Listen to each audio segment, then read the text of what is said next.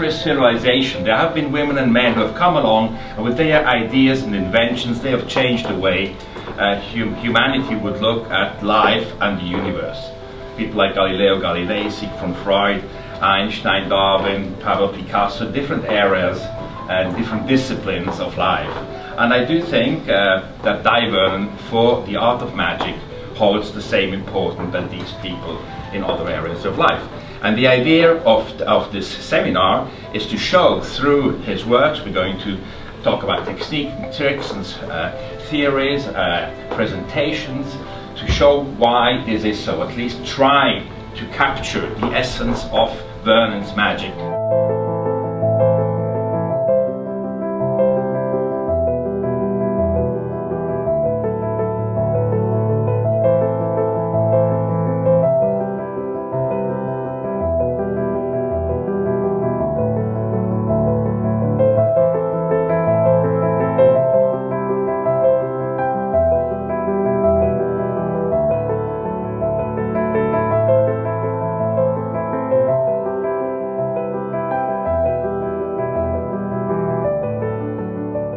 They used to say that there are some people who don't believe in God, but there are no magicians who don't believe in Dai Vernon.